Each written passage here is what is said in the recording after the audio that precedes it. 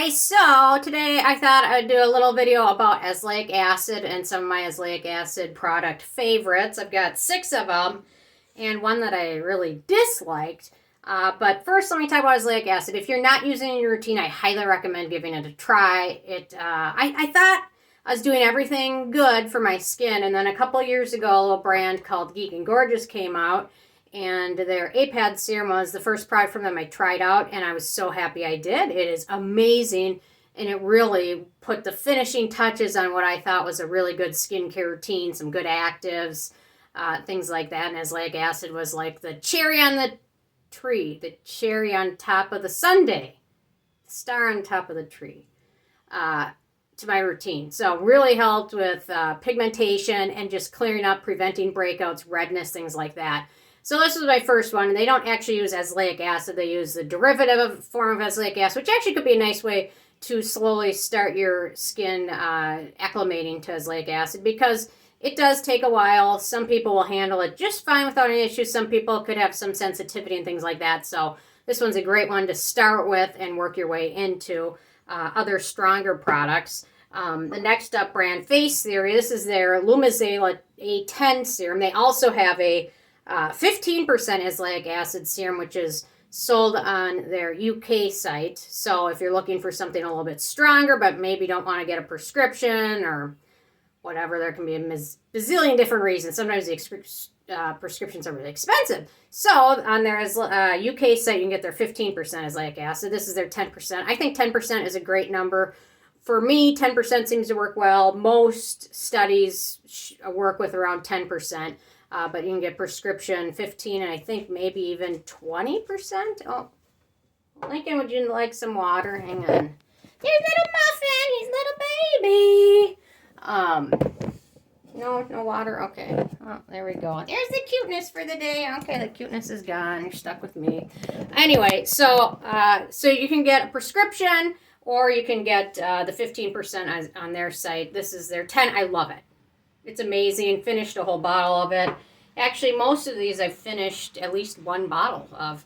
Okay, next up, another 10% Costa Baja. This one tends to have more of like an oily texture to it. I think I did a versus of these two.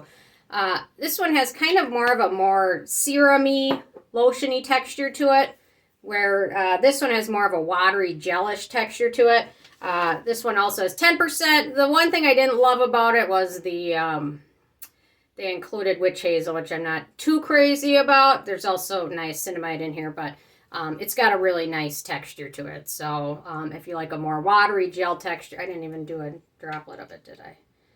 There you go. Almost as like snaily, serum-y texture. So, okay, next up, I think this is probably the most expensive one on there. That's the Paula's Choice Azelaic Acid Booster. 1 ounce. Comes with azelaic acid. Also contains salicylic acid in here. So if you're using any other exfoliants, which azelaic acid plays well with almost every other product ingredient that there is out there. It's not like a fussy acid. It's not like copper peptides where you can't use it with pretty much anything you'll ever want to use it with. But just keep that one in mind. This one has a more lotiony texture to it.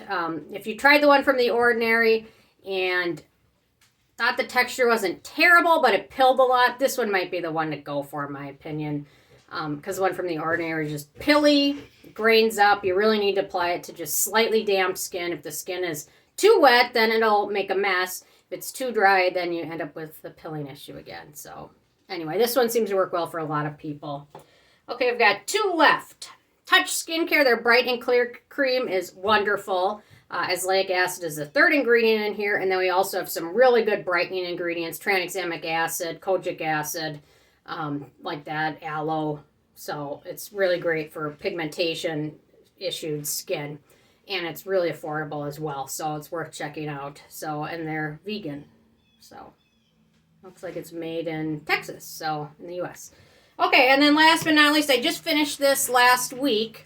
That is the Skincity 2nd Concentrate Azelaic Acid Clearing Serum. This one's really nice, watery, serum-y texture. 10% azelaic acid. Centella asiatica is in there as well. I really liked it a lot. It's made in Sweden, so I will link to that below. Anyway, so These are my 6 favorite azelaic acid products. I've tried a few other ones. The one from The Ordinary just wasn't it. Although if you're on a budget and the pilling isn't a huge deal, then you can live with it. But the Geek and Gorgeous one's really affordable too. So it's a miracle ingredient. Everyone should give it a try. At least give it 4 weeks and to notice some results, and then 6 months to notice the full potential of it. And if you tried some of the stronger ones and want a prescription, go for it, because I've heard really good things about Phoenicia and some of the other ones, so it might be worth checking out, especially if you have very stubborny skin too. Stubborny, I'm just making up words left and right.